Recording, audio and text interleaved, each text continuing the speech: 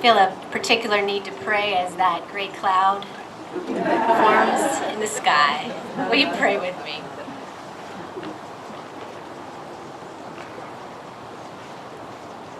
God, who is indeed in the winds, stir us now as we've heard the reading of this word as it happened on that first Pentecost day as disciples were gathered fresh from their grief and trying to discern, even as Jesus in the returned flesh had been with them, what was this all about?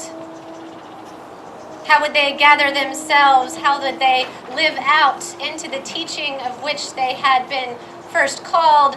How would they be what would become the church? We gather as your church today, O Spirit of the living God. Use us now as we encounter your word. Help us in these moments to both appreciate the love we feel surrounding us in this moment and the spirit of your challenge, which is still alive through this word, through what we call community as church, and through indeed this wind that would shake and invigorate us. We pray. Amen.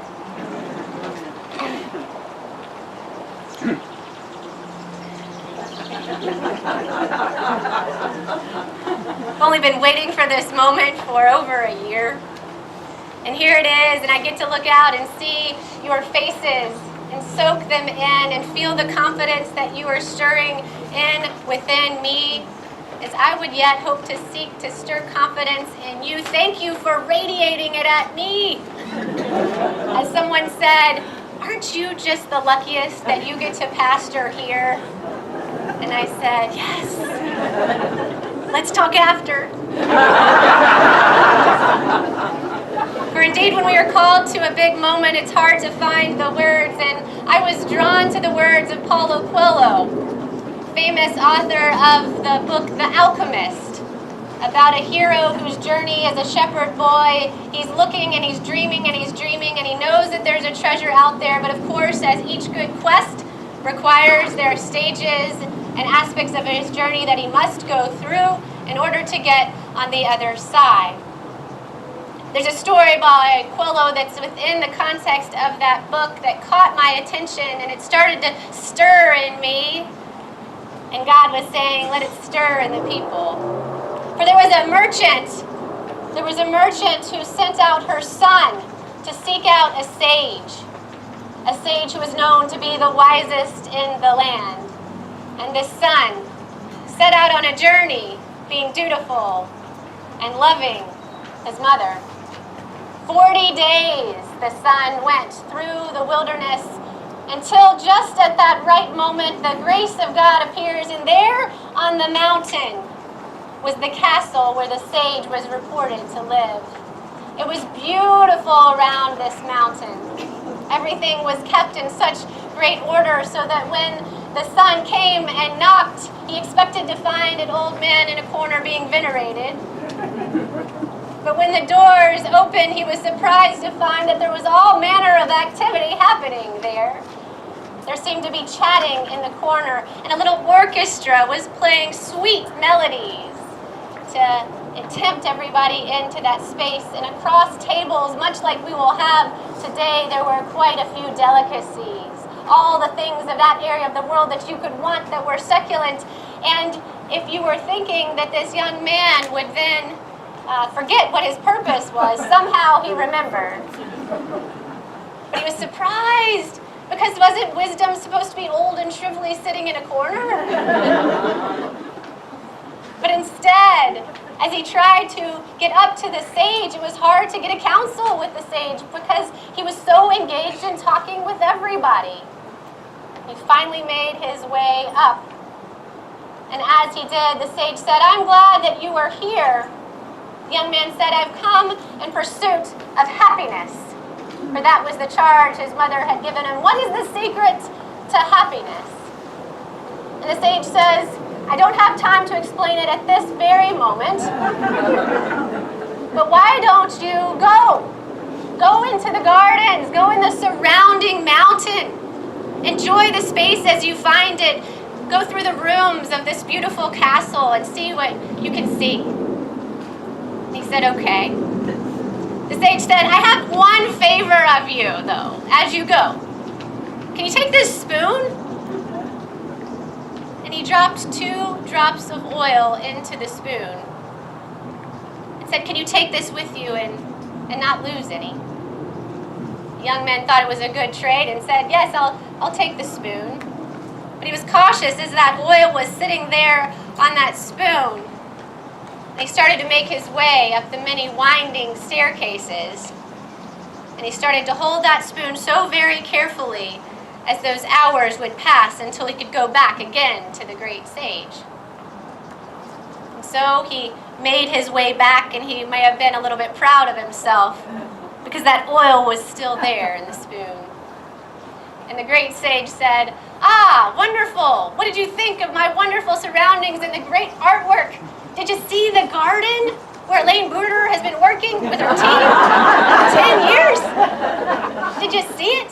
Did you see the beautiful artwork that different people of our community, my community, have put together and painted, sculpted, and crafted? Did you see how everything had its place? Did you walk in the garden? Did you walk up the stairs? And the young boy was embarrassed because he'd been so busy looking at the spoon and not spilling any of that oil. Been so busy that he failed to see anything of which the great sage was describing. He had his purpose, and not wanting to let the sage down, he didn't let that oil spill. The great sage took pity and said, you go back out and drink it all in. Go out, take a cinnamon roll in your other hand. Take that spoon and go out and see all that it is that we have to offer here. For you don't know somebody until you've been in their house. Go and come back. Tell me what it is that you have seen. So the young man went off again, but this time with his head a little bit closer up so that he could see all the wonderful things, the scroll that was hanging on the building and twisting with the spirit. See the plants that have been lovingly attended to for days and days and weeks by members of the community, and the soil and the deep down depths of the earth, for all of the art that has come and flowed, giving testament to time and beauty. So it is with wide eyes and a wide heart that he returned. And he said, can you believe it? Can you believe it? How beautiful these environs are. How wonderful they are. And the great sage said, I'm so glad that you enjoyed it all. Now, where are my drops of oil?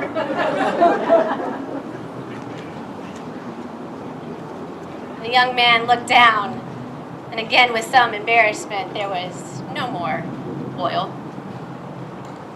And the great sage said, well, I don't have much to tell you about happiness, but this. Happiness exists in keeping your eyes open to the wonders of this world,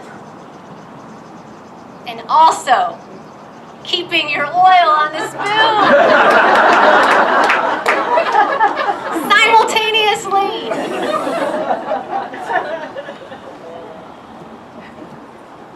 At this Jubilee, we have yet a lot to learn out of a legacy of happiness at our castle, our own barn, our hill, our sacred garden.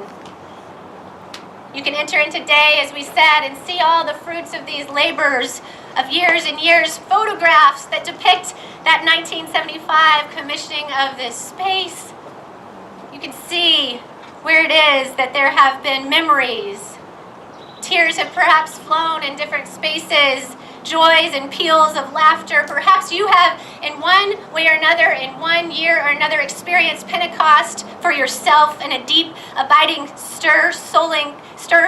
soul-stirring kind of way. Get it out. Sometimes we have it hesitatingly coming forth from us.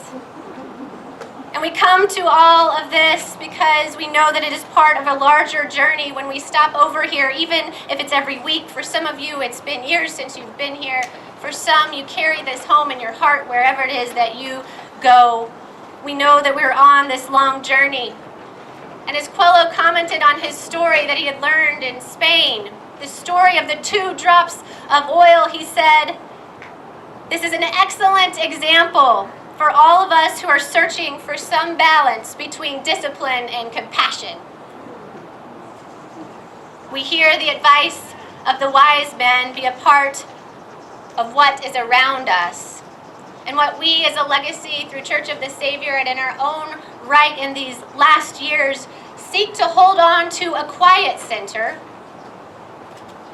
hold on to it, and yet also at the very same time look up and engage in the world, holding fast to the gift of love that we have been entrusted.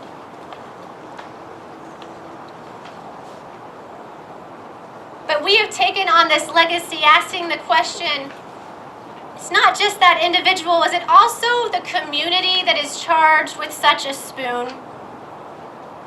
What ignites us that we would be looking around and also able to hold on to what it is that we have?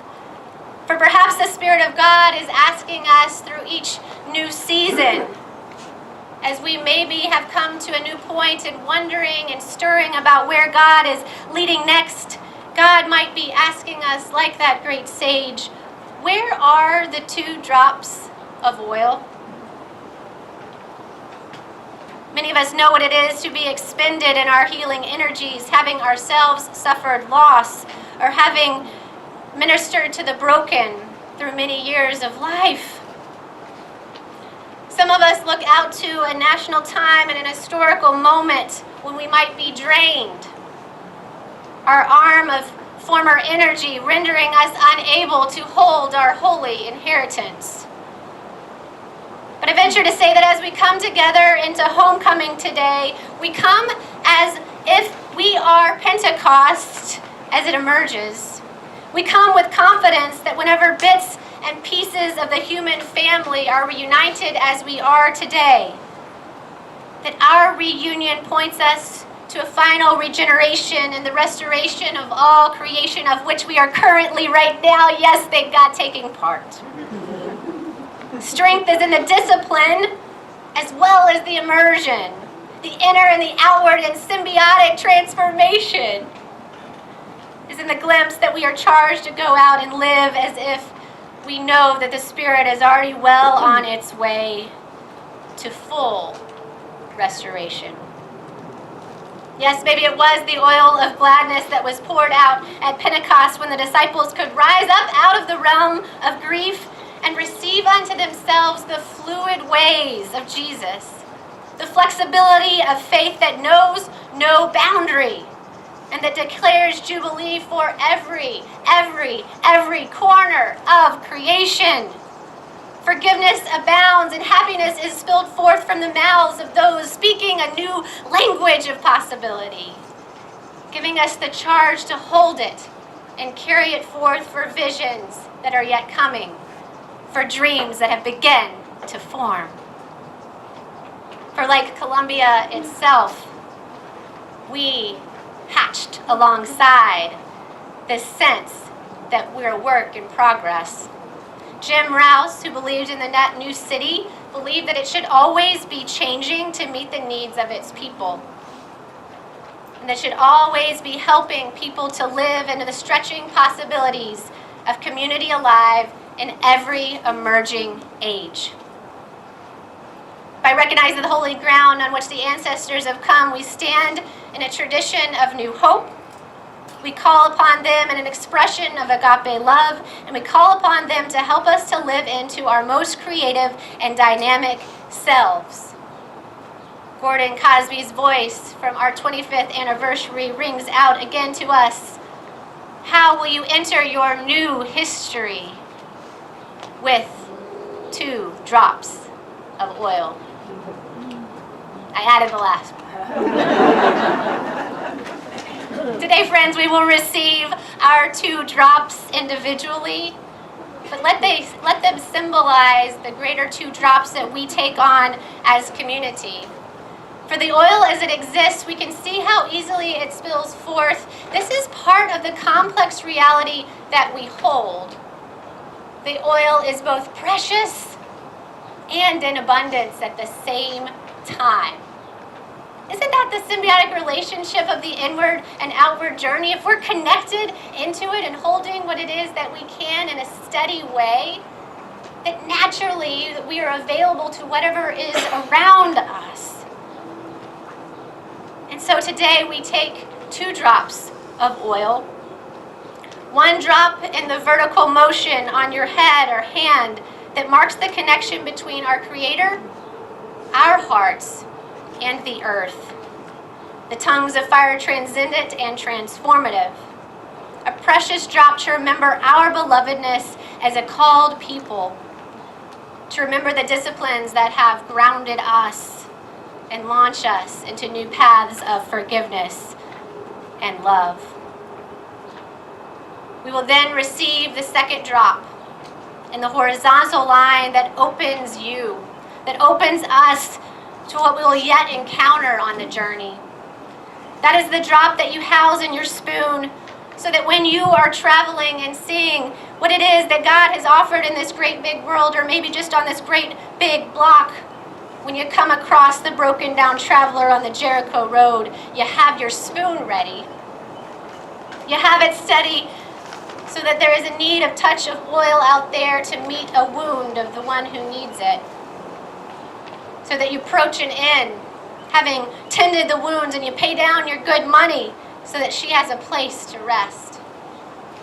If you're like Teresa yesterday, when a woman who was in a great deal of need came to our barn right after Teresa had expended every last drop of energy that she had, the woman said, "I'm thirsty." The woman said, "I need a ride to the mall." Teresa later texted and said, "I had nothing left." But I think even though she and the Jubilee team were constructing and putting chairs out, that somehow she did a balancing act, and she must have had her spoon in place. Because she knew her belovedness and was able, when she saw the face of someone who needed to know their belovedness, she brought out that spoon, it seems. And that oil of restoration was available. Yes, that 2nd drop is for the Elamite and the Parthenian, the Cretan, the Greek, the immigrant, the stranger, the prisoner, the future friend. To touch the 2nd drop of the oil is to speak to the world, the language of engagement. Not cloistered away in the castle, but ever going out, restoring, receiving, and believing that we have an imprint that breathes into creation. What does it mean to speak the language of tired parents? What does it mean to speak spiritually in such a way that siblings of the LGBTQIA community feel the love and affirmation of acceptance? What does it mean to welcome the former prisoner transitioning from incarceration? What does it mean to upturn the language and systems of white supremacy? We look around now, and we know that both drops of oil are needed. If we can feel and know the love of God, of ourselves, our energy, like that of Pentecost, we will be the holy touch of happiness that the world keeps in search of. As we reach out our hands with that precious oil that is both unique and abundant, let us receive the vertical line from God to heart to earth. Let us receive that horizontal line that connects us one with another, meets the needs of our world, and sends us out fully as one unto God. How will we enter our new history? Let us enter with 2 drops of oil.